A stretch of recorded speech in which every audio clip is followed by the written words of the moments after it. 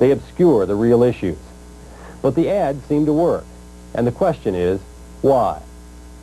On election day, you have the equivalent of a one-day sale with each customer allowed in the store for 1 or 2 minutes. My gut feeling, McGovern's hand voted for Kennedy. And you have to sell a majority or plurality of the market or you're out of business. Tony Schwartz, a Democrat, has been in business for over 40 years, creating thousands of commercials and studying how to tap into our deepest memories and cultural associations. When his commercials work, and they often do, he says it's because he's hit the resonant chord. If I say 5 words, you'll recall something that's in your mind, and you'll recall it at electric speed. You say the first word that comes to your mind after I'm through, for the rest of your life. Well, that is stored in your mind, and you bring it out from the evoking that I do. And we do that with commercials. And so we use the audience as a workforce, not as a target.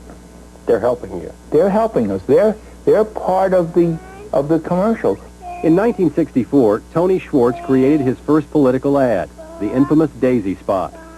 The issue was nuclear responsibility, and the Democrats, aware that the public had serious doubts about Republican Barry Goldwater, hired Schwartz to connect Lyndon Johnson with peace. 10, 9, 8, 7, 6, 5, 4, 3, 2, 1, 0. These are the stakes. To make a world in which all of God's children can live. The ad ran only once, but once was enough. The voters, Schwartz's workforce, completed the thought. Johnson defeated Goldwater by a landslide. What were you going after there? What were you trying to elicit?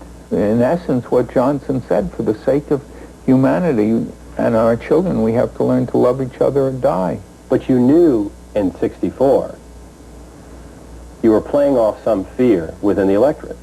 The same fear exists today. Everyone is afraid of nuclear destruction.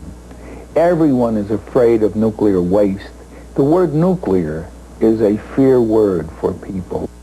A lot of people are very critical of that ad. That was very unfair to Barry, and it well might have been. But we're not discussing fairness today. We're discussing whether or not it worked. Senator Warren Rudman is one of the few Republicans that Schwartz has ever worked for.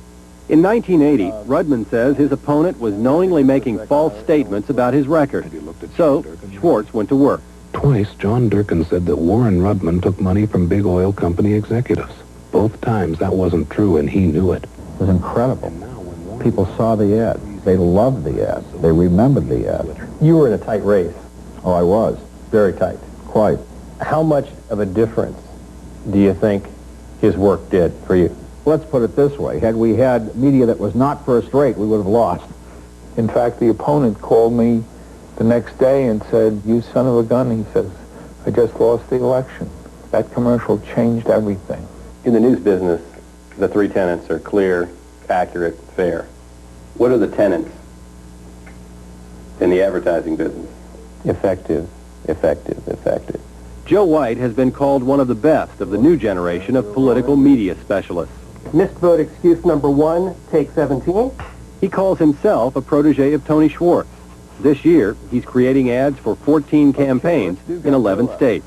Where's our Godzilla monster? For this spot, he used toys to ridicule a senator from Alaska who claimed he missed a vote in Washington because of bad weather in Seattle. White says he was really in San Francisco collecting $8,000 in speaking fees. Cut. What's the key to a negative ad? What's the one thing you need to decide whether you're going to run a negative ad or how to put one together? Well, number 1, research. Both research getting the facts to me about an opponent, testing it in terms of polling. What effect, if you're testing a poll, if you knew this about candidate A, how would that affect your voting for him? No voter likes negative ads. No voter likes ads that are mean-spirited, mean-sounding. The key is to raise doubts. We don't want to accuse him of, quote-unquote, lying, but we want the voters to come to that conclusion. Meanwhile, what do you suppose Don Young will come up with next? If I can control the dialogue in a campaign, I can win.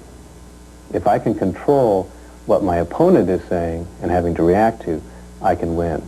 If he controls it, I'm in danger of losing. Politics basically is a fight. Some other people will differ with me. They'll say it's a game. I call it a fight. You are out to defeat your opponent, kill his political chances. You're out to win. You take all the words. They all fit. If the voters believe it's a negative ad, then it usually doesn't work. If they believe that it's factual, if they believe that there's a positive aspect to it, that it was fair, then it works. There are critics who would say that in an election, you are trying to bring out things that are emotional, their fears, their wants, their desires, and that for the process, you shouldn't vote with emotion. You should be voting on issues. Are you married? Yes. Did you get married on emotion or issues? The question I have is, should you be voting for a candidate just because he makes you feel good? I'd rather vote for a candidate who makes me feel good than one who makes me feel bad and insecure. But do you think there's a valid criticism? I've worked for many, many, many, many candidates. And I always say you have no idea of what they'll be like in office till after they're in office. But Schwartz is working on that. He says those same negative techniques can be used by voters to pressure politicians to keep the campaign promises that got them elected. He calls it guerrilla media, and he's recently completed a program that can teach anyone the Madison Avenue tricks that candidates use on each other. Governor Carey, you prevented me from going to camp this year, and I'm mad at you. As the one-day sale approaches, history may repeat itself. One ad has dominated the race for the White House. His revolving door prison policy gave weekend furloughs to first-degree murderers not eligible for parole. Having demolished Dukakis' early lead in the polls, the Bush furlough ad may well become the daisy spot of 1988. Based on the record, any question in your mind that the Bush ads are better than the Dukakis ads? No, no question in my mind. You know, everyone is now an expert on how the Dukakis ads are terrible and stupid and wrong-headed.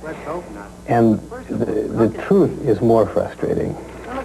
They're not stupid ads.